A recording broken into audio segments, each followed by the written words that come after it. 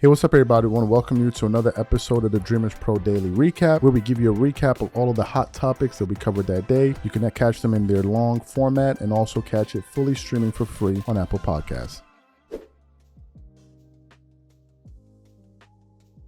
So let's get into this topic here. So in a few months from now, we're going to finally see the ESPN crew, the Inside the NBA crew migrate over to ESPN. With Charles Barkley and these guys joining the network. And we've done some shows about it where people have expressed some concerns. I think Kenny Smith said so, Shaq said so, even Charles. But now we're getting some more news that Charles Barkley is still having some concerns about this partnership that's coming down the pipeline. So I got this headline here, or this news rather, from Awful Announcement with the following headline stating this: Charles Barkley concerned ESPN time constraints will impact Inside the NBA. And I'm like, wait a minute. So Chuck is still having concerns of whether or not he feels like this thing could be real. Okay, so let's continue on with this report. It says, ever since the deal was first announced last fall, much has been made about what Inside the NBA will look like when it airs on ESPN via licensing agreement with TNT Sports next season. But while the bulk of that focus has been placed on how the worldwide leader might negatively affect the show from a content perspective, Charles Barkley has his own concerns about the logistics of the ESPN schedule. After all, the most popular portion of Inside the NBA comes during postgame, in which the show can often linger into the early hours of the morning. And before being concerned about what subjects or talent ESPN might foist upon the program, its biggest star wants to know whether it will be given the airtime it needs to replicate that formula. We have questions, Barkley admitted during an interview with Barstool Sports. Like normally, the number one time on our show is after the game. You get like 45 minutes to shoot the, you know what? That's the magic. But me and Ernie have talked about it. Like, are we going to get to do that? Are they going to say we got to go to Sports Center? First of all, it's an honor to work for ESPN because they're the biggest sports network in the history of television. But like when we have those 45 minutes and it's like no one is like, it's like 1 o'clock in the morning and we can just go crazy and it gets weird. But are they going to say, no, guys, y'all got 15 minutes. We got to go to Sports Center. Then continues on. Co-host Dan Big Cat Katz expressed skepticism that ESPN would mess with the success, noting how closely viewers and critics will be watching to make sure the network doesn't ruin the beloved studio show. Yet, despite being happy that the show will continue after TNT lost its NBA media rights, the Hall of Fame power forward appears to be preparing for the worst. Everybody can say right now, yeah, we're going to leave everything the same, Barkley said.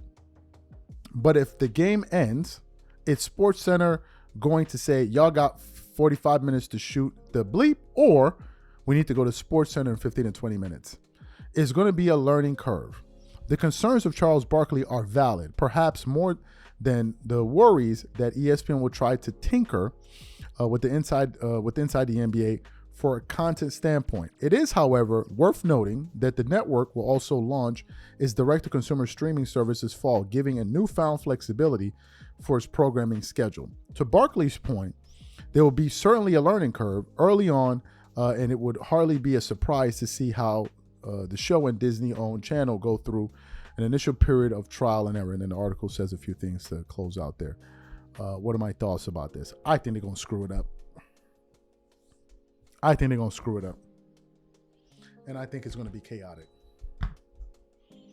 Especially if they try to bring in some people that work at ESPN. ESPN, they twerk it up too much over there, man. Those guys are chronic honey slingers, man. They be twerking it up, hollering and screaming. And if you know anything about Charles Barkley, he's a straight shooter. And one of the things he has criticized people in the media, including ESPN, is this obsessive coverage with the Lakers. And beyond just the coverage of the Lakers is how they like to dangle the carrot to their audience and give them false hope and say crazy things. Lakers will win 2 games in a row. Man, you know the Lakers look like they can win the championship. Like they just go overboard with it. So having a guy like Charles Barkley on that network will be a disaster. Because if you ever invited him on one of those shows where they sit up there and honey sling all day long, he's going to be like, you guys are absolutely insane. You guys are absolutely positively insane. And the crazy part is you guys want me to go along with your insanity, and I just refuse not to. If the Lakers don't look good as a team, he's going to say it. Can you imagine a studio session with a room full of twerking honey slingers, and then you invite Charles Barkley in there to give you a take on what's going on, and he's the one guy that says, man, y'all are just a bunch of fools up here. How do you think that's going to play out? Honestly, how do you think it's going to play? Charles, if you look at Charles and the inside the NBA crew and these guys, they have a different energy to them in the sense that certain group of people don't click with other groups of people. We all know this. All of us have friends and groups that we hang out with. You guys have a certain, your group or whatever has a certain energy to y'all. And y'all may not necessarily rock with the next group. That's how it is. Some people, as they say, birds of the same feathers flock together. Well, Charles Barkley and his birds don't flock with the same birds that we see on ESPN. They don't have honey on their wings. They don't. They twerk over there on a full-time basis. So Charles and these guys are not going to do that. Charles and those guys speak with more candor. They're going to have more real conversations. So if you invite these guys on their shows, how's it going to work? And then number two, what does it do with the messaging? When you have 4 shows that twerk it up all day long, and then you have these guys that are like, yeah, everything those guys just said is all stupid. How's all that going to work from a messaging standpoint? How's it going to work? So to me, man, I don't know. I don't think it's going to work, man. I think they're going to find a way to screw it up. I think they're going to find a way. The only way for it to work is if they let those guys be their natural selves. And if they're going to do that and mess around with that and try to tamper with it and say, oh, no, you can't do this, you can't say that, you have to be this, it's not going to work. So I am skeptical about the whole thing. It'll be nice to see if it works. It'll be nice, but no, I'm not so confident that it will. So just yesterday, we published a show that was centered on an exchange that took place on the Colin Cowherd show. Now, currently, Colin Cowherd, he's on holiday, I would assume, as most people are or planning to be. Sure, God knows, bro. I'm about to be on holiday next week, bro. I can't wait. I'm exhausted, man. This month, I think we did well over 100 videos this month, man. We did a lot. But hey, part of the grind. Ain't nobody complaining. Anyway, so Colin is on break, which means that somebody's filling in for him. And on this particular date, they have Danny Parkins, who's filling in for him here. He's also the newest addition to First Things First with Chris Broussard, Kevin Wiles, and Nick Wright. And now that show's going to be 3 hours. That's incredible. A 3-hour show. That's pretty long. But I'm sure now that you have 4 people on the panel, it should be a lot easier to do a 3-hour show. So he was filling in for him, and they brought in Chris. So they were talking about the recent photos that went viral of Luka Doncic during his men's health photo shoot and interview that he did. And when they asked Luka to kind of explain his inspiration, he mentioned Kobe Bryant and Michael Jordan. And this got some of LeBron's people upset. How couldn't you mention LeBron? Why didn't he mention LeBron? So what we want to do is want to play originally what some of these people had to say in this sound from yesterday, what Danny Parkins had to say. And I want to come back and continue on the show. Take a listen to what he had to say there. You are a journalist, so you know the difference between journalism and PR. And Luka Doncic graces us on the cover of Men's Health. And Luka Doncic looks shredded. And Luka Doncic, to me, is doing some PR to get people like, oh, yeah, he cares and he's a professional and he's working out. And I don't know if those images are doctored or whatever, but good for Luka for getting in shape. But beyond the pictures, I read the article, and there are 2 mentions of LeBron James, Brew, in the article, both by the writer. Like, normally athleticism is, with LeBron James level biceps and things like that. Right. And then there is a quote from Luka Doncic after he apparently credited witnessing Dirk Nowitzki early in Luka's career, Dirk late in his career, about how he worked out. I want to put the quote up here for the FS1 audience. He said, MJ and Kobe, they really did a lot in their careers. They sacrificed a lot. And I'm thinking, I thought the narrative was that Luka was going to learn from LeBron how to take care of his body, but he doesn't credit LeBron in the article. What do you make of it? Nothing. Nothing. And first of all, it might be PR, the way Luka looks, but he had me at hello. Oh, really? I mean, my goodness. He looks, I'm sold. Dude looks awesome, and I think he's going to be better than ever. But to get to the LeBron, MJ, Kobe thing, we all know Luka has talked about his love for LeBron, watching him growing up and, modeling some of his play after LeBron. And you're right. He said MJ and Kobe, and who can fault him for that? 2 all-time greats. Obviously, Kobe, a Laker great. But and remember who he works for to some degree. He's a Jordan athlete, right? Yeah. He's a Jordan-bred athlete. So he mentions Jordan, his shoe company. He mentions Kobe, the legend of the team that he plays for. But I'm going to be honest, Danny.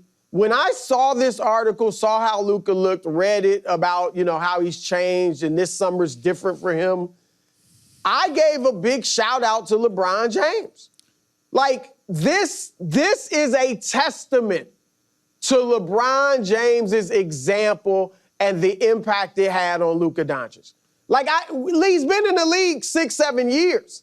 And I know we've always seen pictures of slim Luka in the summers, but this is clearly different, and he said as much that this is different this summer.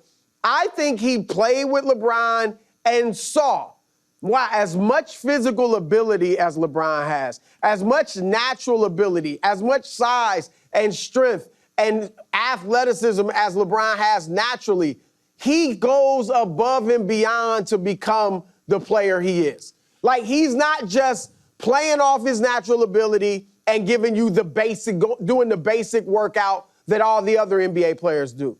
We know he goes above and beyond, and I think that really clicked with Luka. And I think he said, you know what? If I want to be as good as him, then I need to do something different. And he's going through two-a-days right now, according to that article. So, but he didn't shout out LeBron. I shout out LeBron. You shout out LeBron. Why didn't Luka shout out LeBron? Excellent. So you heard his comments. Now, this morning I woke up and I came across an article from Awful Announcing saying Luka Doncic praises LeBron James after snubbing him in men's health feature. And I'm like, you have to be joking right now. Like, you must be joking. Okay, so I just want to read a little bit of this article, then we're going to play the sound. It says, amidst speculation over tension brewing between LeBron James, the Los Angeles Lakers, and Luka Doncic, maybe their relationship isn't fractured after all. Doncic was the talk of the NBA on Monday after the Men's Health released a feature depicting his recommitment to conditioning and fitness. And while everyone previously assumed James was the perfect teammate to get Doncic in shape, he was noticeably absent from the Men's Health article. The feature is about Doncic, not LeBron. He doesn't owe his teammate anything. But even while discussing his renewed focus on staying in shape, mentioning James seemed like an easy opportunity for a shout-out. Instead, Doncic credited Dirk Nowitzki, Kobe Bryant, and Michael Jordan, MJ and Kobe, and they really did a lot in their careers. Doncic told Men's Health they sacrificed a lot. MJ and Kobe did a lot in their careers, but omitting LeBron James and his career accomplishments from that comment was sort of glaring. But later Monday night, Luka Doncic will go on to temper concerns about his relationship with, I'm assuming they meant to write LeBron. After the Men's Health feature published, Doncic was in New York for the Jordan Brand Tour, where he made a stop at Yankee Stadium and their TV booth. During the visit, play-by-play voice Michael Clay asked Doncic about playing with James last season. Take a listen to what he had to say there. Now, you also got an opportunity to play with LeBron. What was that like? It was an amazing experience, I always look up to him, the way he approaches the game, his professionalism. So when I came, he accepted me with open arms, and it was just amazing to be his teammate. And then the article then finishes off with recent reports have suggested that the Lakers shifted organizational power from James to Doncic as they pivot towards building around the young superstar. And then the article then goes on to say a few other things. Guys, you need to understand that this is insanity. You need to understand it, but these people are insane. These people are absolutely out of control. But they want this guy to worship him. Do you know why? Because they worship him. It's a story that he mentioned Kobe and Jordan. And first of all, Kobe Bryant has the most lore surrounding his work ethic. Everybody has talked about it. All-stars, champions, everybody's talked about Kobe's crazy work ethic. Go look at that Redeem Team documentary. Go see what those NBA players were saying about Kobe. Go dig up some videos and articles about what people talk about Kobe's blackout workouts. Like, who are we kidding? So him mentioning Kobe made perfect sense. And I'm going to say this. Luka Doncic was recently in, I think, Dykeman, New York. And I made a post about it like, yo, son giving off that Kobe Rucker energy. Obviously, I know he wasn't in Rucker Park, but Kobe went to go play in Rucker Park after he had won 3 championships. And he played in the game, right, in New York, embraced him, and it was a great thing. And Luka, I got to say this. Luka kind of making similar Kobe moves. I know he paid for the mural that was defaced with him and his daughter.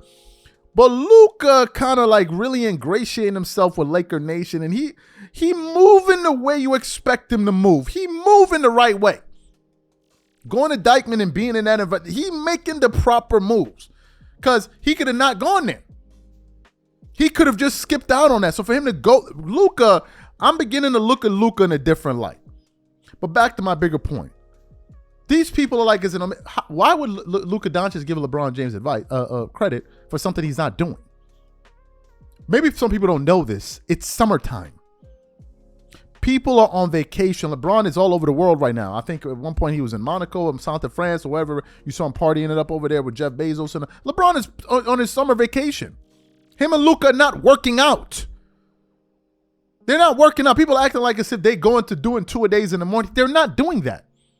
Now, there's stories of Kobe going out there and training with other athletes. We have the story. There's even a video recently that I just saw this week of Corey Maggette talking about a workout that him and Kobe did. But they're not working out together, so why would he give him credit? Why are you LeBron fans like this? You're always trying to extract credit from him. Luka now is slim. You want to give credit to LeBron? Knock it off. Knock it off. What is this? What is this? I'm confused. You think he put together his workout the plan for him? Like, knock it off. If he draws inspiration from MJ and Kobe, he should, because a lot of people do. Who are we kidding here? Kobe drew inspiration from Jordan. What are we talking about here? Oh my God. It's a glaring omission. Really? Is it? Unreal, bro. I actually didn't think we were going to be able to talk about anything today. I was like, bro, we ain't got nothing to talk about. I'm ready to be on break. And then Mitch all of a sudden started hitting me up with topics. I'm like, well, we might as well. So he sent me a topic from Basketball Network that had the following headline saying, Tim Grover emphasized why Michael Jordan will always be ahead of LeBron James. For Grover, it's not LeBron who deserves to be in the same category as MJ or Kobe. And I'm like, this is definitely going to piss off a lot of people. Okay, so let's get into the nitty gritty here. It continues on. Tim Grover served as Michael Jordan's personal trainer for the better part of his prime. For him, it's understandable that people compare Jordan to LeBron James, but that doesn't mean it's valid. Grover admires James and his legacy, but he couldn't agree to the comparisons to MJ for various reasons. For one, Grover believes Jordan's championship dominance was almost second to none. Because of Jordan's flawless finals career alone, Grover has already shut down comparisons with Jordan. Ultimately, he suggested that fans and analysts alike should probably consider comparing James to another player of his era rather than force a narrative alongside Jordan. Michael Jordan was 6 for 6 in the finals, never lost the finals. Never needed a Game 7 to do that, Grover began. Just by saying that alone, that puts him in a category I don't think anybody else is in, except maybe Bill Russell. Other than that, I don't know if you can really put Jordan in the same category with anybody. I think the comparison for James should be more toward a current player he's playing against now because of what Michael already did, and LeBron in the early part of his career faltered 2 times in the finals, Grover pointed out. I think that the Jordan/LeBron comparisons can be made just on that alone. Wade deserves it more than LeBron. In fact, it wasn't the only time Grover shared his honest thoughts on Jordan's legacy. In fact, he also talked about the other superstar client, Kobe Bryant. Having worked with both MJ and Kobe for years, Grover had a front row seat to the pair's skills and mentalities as players.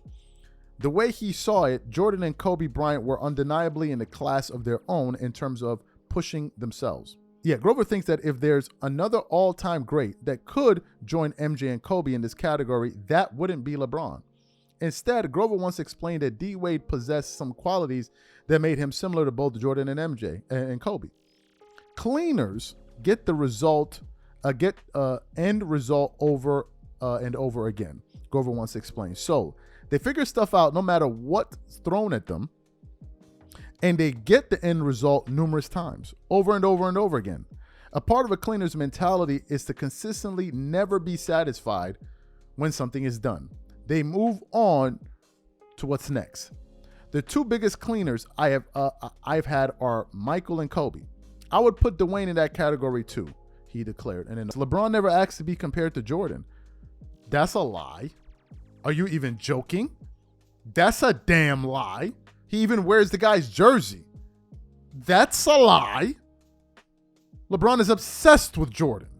Let's continue on. For sure, many would disagree with Grover's bold takes on the ongoing Jordan and James comparison. However, regardless of Grover or what Grover or other people think, it's going to matter to LeBron. And then the article then goes on to say a few other things there. So you heard what he had to say. Look, guys, what is my take on this? Currently, I don't rank LeBron anywhere. He's not in my top 10, 20, 20. I don't rank him anywhere. Too many allegations about this guy, whether or not he's clean or not. And I think we need some clarity on that. Right, so for now, I don't rank LeBron anywhere. I used to rank him as the fourth greatest player of all time. I rank him nowhere anymore. But in terms of, let's just play the game, though, however.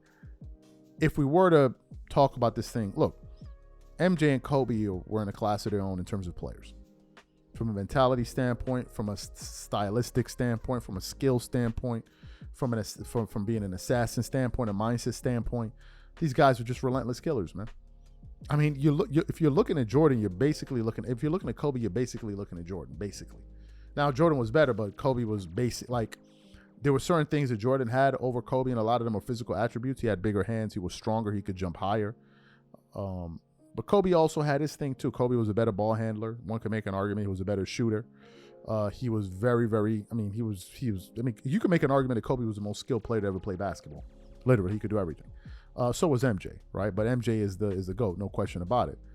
But usually when people say Kobe and Jordan and everybody else, they're talking about it from a holistic standpoint.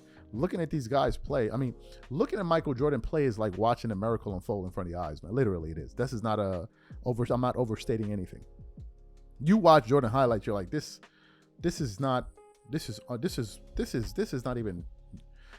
even normal. Like Jordan is the only guy, and I said this, I used to say it a lot in the past, but I'm going to say it again.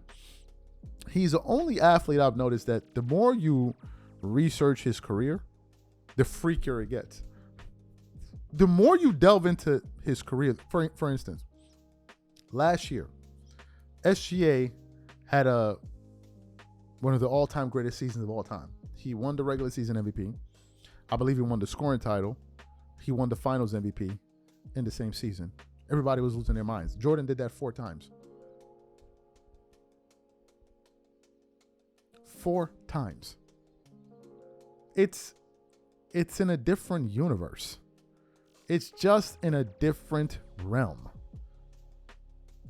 Jordan would win the scoring title and make all first defense in the same year. What? How do you win the scoring title and the Defensive Player of the Year award at the same year? Matter of fact, let me pull it up. Let me just verify that actually happened. Michael Jordan. Let me just verify that happened because I'm 100% certain that is something that almost nobody will be able to. The only person I would probably say will be able to do that would probably be Kobe, but let me just see. So Jordan won the Defensive Player of the Year in 1988. Okay. 1988. He won the Defensive Player of the Year. Let me see if he led the... Okay. Yeah, you can't do nothing with this guy, man. Yeah, you can't do nothing with this guy. You can't do nothing with it, man. You can't. Saying Jordan and LeBron are close, it's a flat out, it's a joke. You can't do nothing with this guy, man. Jordan, think about this. It's not normal. Like, I can't even get my sentence out. It's just not normal. I mean, it's just not normal. It's not normal.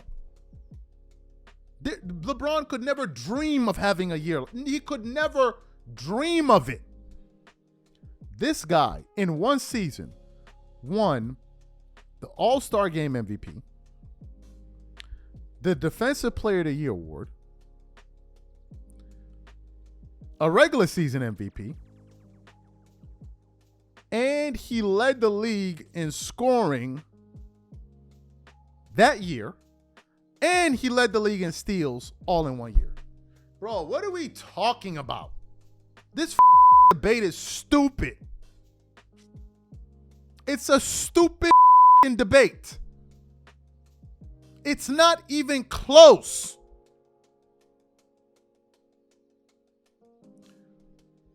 It's not even close.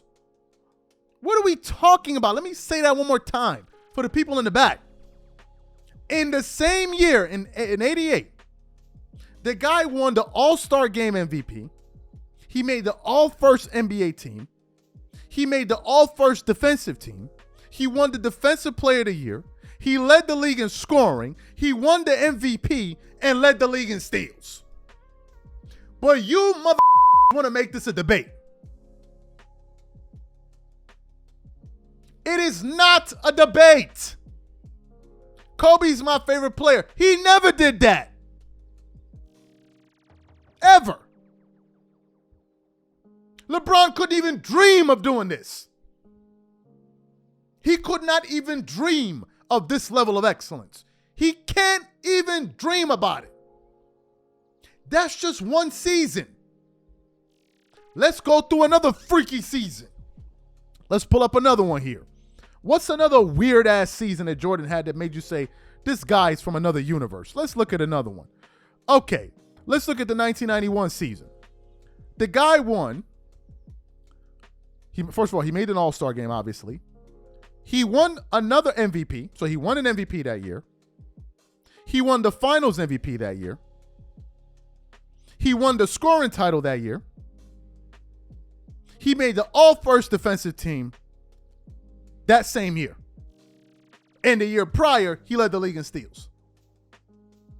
What are we talking about right now? What are we talking about in this current moment in time, folks? All of these people that want you to believe this thing is a debate, it's not a debate. They're wasting your time. They're wasting your time. If I give you MJ's regular season averages, you'd be like, this guy's from another universe. The year he averaged 31, he only made 6 threes. 6 of them, or 12. Matter of fact, let me pull it up. How many threes did Michael Jordan make? In cause like this is why I get upset. Now I'm going off on a tangent here. But this is why I think this debate is absolutely positively stupid. And anybody that's having it is not being serious. You cannot tell me that LeBron is even nowhere near on this guy's level. There's nobody on this guy's level. Nobody. So the year he averaged 31 was the 86-87 season. How many threes did MJ make that year? MJ made 86-87 three-pointers attempts. No, don't do this to me.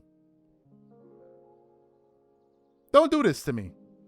The guy attempted 18 threes that year and made 3.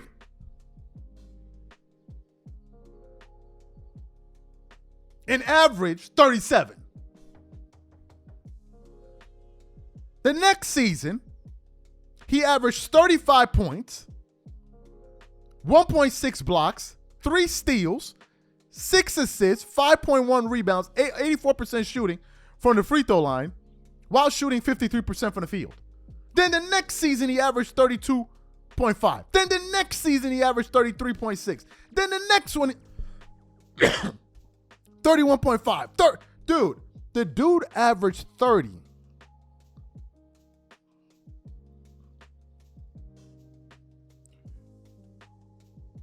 For 7 straight seasons. 7.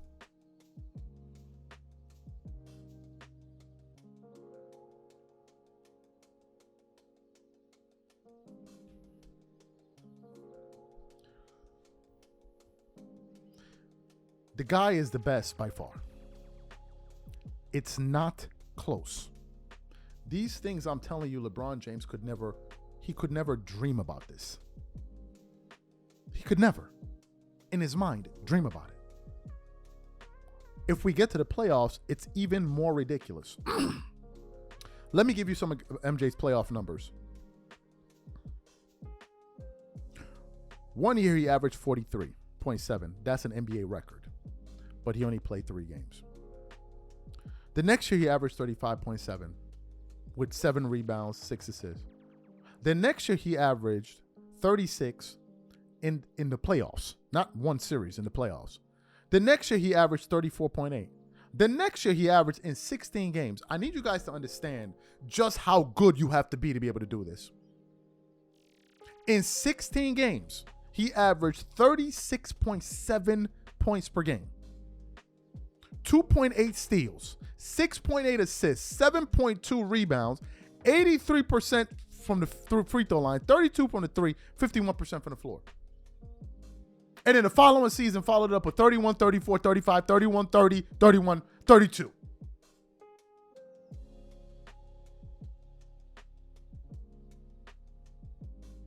And LeBron is who y'all bringing? You'd have been better off bringing Kareem. Y'all bringing that dude? Because all y'all want to do is talk about counting stats and accumulation of stats, where people now even question if you've been having a help along the way, which would then shoot an argument in your entire career. Because now that not only would Jordan beat you in your prime, longevity don't even count because you're using extra help. Allegedly. Allegedly. And y'all want to make this into some kind of freaking debate? Y'all trying to make this into a debate? A debate about what? What are we debating here? They're not on the same level at all. Jordan, by just the numbers, since LeBron fans love numbers, is clearly the more superior basketball. Clearly. He's a more superior offensive player, the more superior defensive player, and just as good as a playmaker. Just as good. There was a year Jordan averaged 8 assists and 8 rebounds in a season. 8 assists and 8 rebounds. So I'm confused. Where's the debate here? And LeBron still had a physical advantage over him because he's bigger. And he still had more time. All that time, and you don't even have a resume anywhere close to this? This the dude y'all want to involve in GOAT debates? That dumbass Bleacher Report talking about he only won by 1 vote? What? 1 vote. You look at this guy's career and you're talking about he's only good enough to be the GOAT by 1 vote? Then you guys hire idiots that work for your company. Clearly. If it came down to 1 vote, it means that you have idiots that work at your company. Period, end of story. Even a toddler can figure this one out. So anyway, I'm done, man. I'm done. I just want to let it be known that this debate is a joke.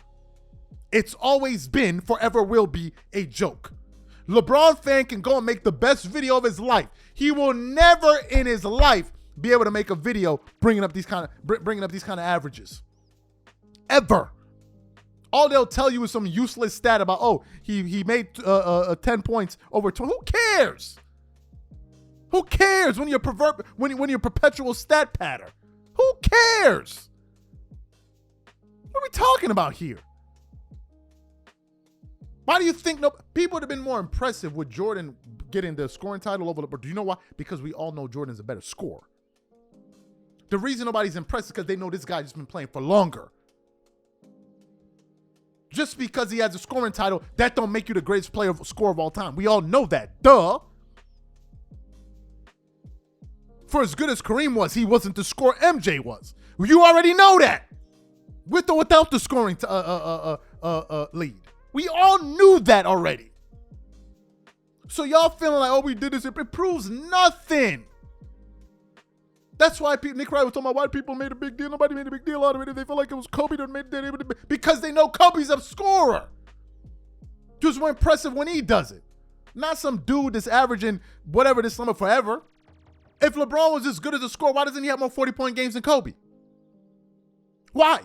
If he's this spectacular scorer, why doesn't he have more 40-point games than Kobe? He should be able to pop them joints like Tic Tacs. We all know this. The guy has 1 60-point game. Kobe had 2 60-point games in a week. What are we talking about? 1 60-point game in 23 years. One guy had 2 in 1 week. 2 in 1 week. You can't compare these guys. Kobe got more 40-point games than LeBron and Curry combined, and MJ got more 40-point games than Kobe. Which means that, the dude got 173 40-point games. 173 40 balls. What are we talking about? What are we talking about? Like, come on, man. Like, come on with this dumb shit. Like, oh, man, the debate. There's no debate. There's no debate. There's no debate at all. At all. Y'all trying to turn it into a debate. It's not. Son, if you've been playing for 23 years and you still rocking 4 chips, bro, you not that impressive. You not. You've been playing forever and ever. Forever and ever. You've been playing. And you still rocking 4 chips? That means if that dude played 24 years, he would have won 4 championships in 24 years. That's disgusting work. And y'all trying to make it some big debate. Oh, man, it's a debate. It's a debate. It ain't no debate.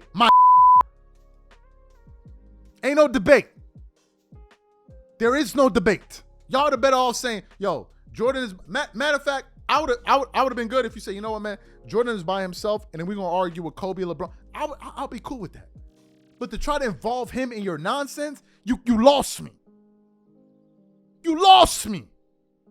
I never seen Jordan have a mental collapse in the finals. I never saw that. Where he would just refuse to shoot. At least Kobe, when he was a young boy, he was out there shooting. He was getting them. At least he was shooting. LeBron ran. He ran. They had dudes like JJ Barea and Jason Terry getting in his ass during that finals. Go back and look at how Sean Marion and all of them dudes were talking to. It was the most disrespect I have ever seen. They was sunning him. We saw that finals. Sean Marion was scoring him like, get off me, you soft ass. He was going off on him. But this the dude you want to tell me better than Kobe. Where did that ever happen to Kobe Bryant? Where they was sunning him on the floor. You knew, don't talk to that dude. You knew that. Don't talk to him. Go look at the games where Kobe and Ron Artest got into it. They got into it in a few games. Go look at them numbers he put up after those games. He went off. He went off. He was with it. Kobe was with it. You're not going to trash talk Kobe. He going to embarrass you. He going to drop 63 on you in 3 quarters. 62 and 3 quarters. What are we talking about?